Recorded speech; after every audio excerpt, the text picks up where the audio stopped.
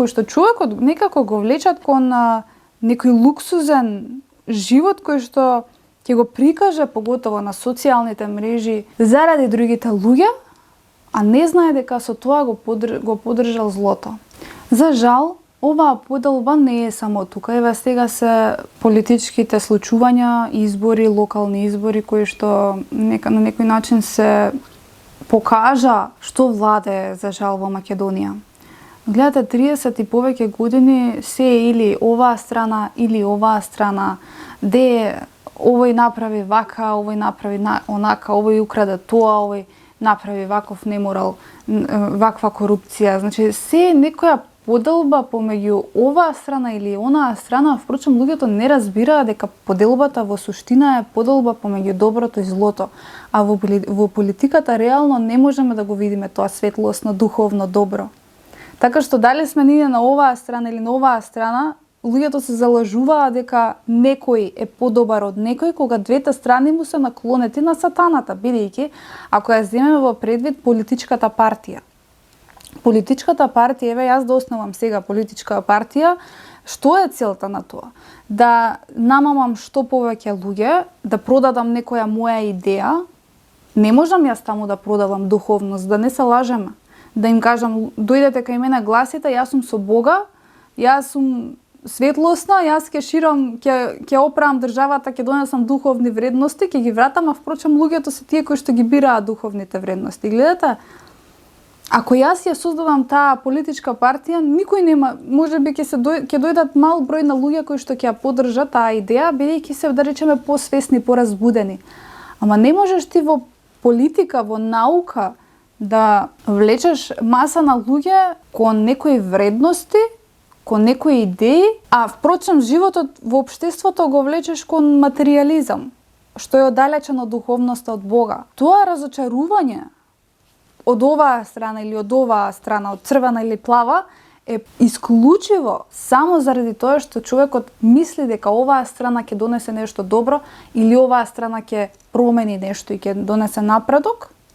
А впрочем не сваќаја дека и позади оваа стои одреден минлив поединец кој што седи на чело како директор во овој момент, како главен човек на таа партија, кој што најчесто му е наклонет на злото. Значи нема врска дали си оваа или оваа партија, збориме за енергија која што стои позади луѓето и од таму доаѓаат сите поделби.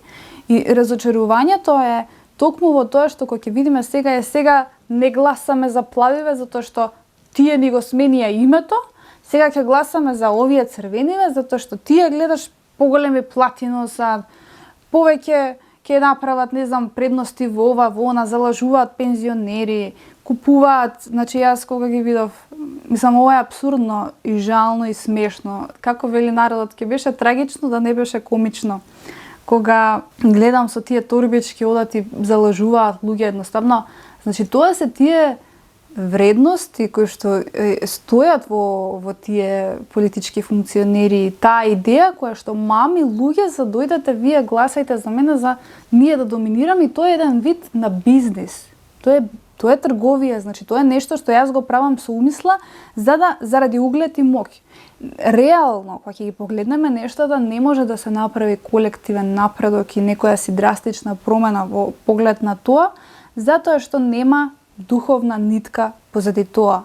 Нема духовна суштина која што навистина ќе донесе вистински духовни вредности, и од тука, кога ќе тргнеме од тој момент, ќе разбереме дека сите луѓе живеат во една голема заблуда и за жал ќе видиме дека токму во таа поделба која што луѓе ја земаат лева, десна страна или црвено, плава или ова или она, сваќаме дека самите почнуваме да се делиме едни помеѓу други и да си ги вадиме очите и да се закопуваме живи, бидејќи кога ќе излеземе на улица или кога е доволно да излеземе од прагот на сопствениот дом и да погледнеме кај комшиите, ќе видиме дека секој со секого е во некаков раздор, или заради таа политичка, или заради религиска, или заради некоја национална поделба, која што впрочем е создадена од човекот, за кај човекот да создава одвојување и различност од мене, од тебе.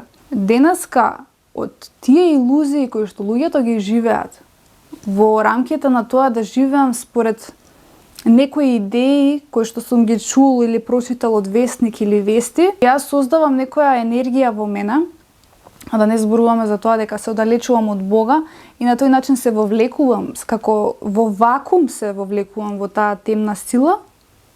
И што се случува? Почнува да ме води кон идеи, кон други содржини, кон нешта, кон избори кои што на некој начин мене дополнително ќе ме вовлечат во таа темна сила, за да можам јас да се карам, да можам да му правам штета на другиот, да гледам за себе само алчно и така натаму, да не навлегуваме. Затоа во Македонија генерално многу луѓе се поделени и не помеѓу други. Еве доволно е, самите вие верувам дека сигурно имате некој случај, животен пример кој што го знаете лично, кој што не можете да најдете заеднички јазик со друг човек затоа што има некаква поделба на некое ниво.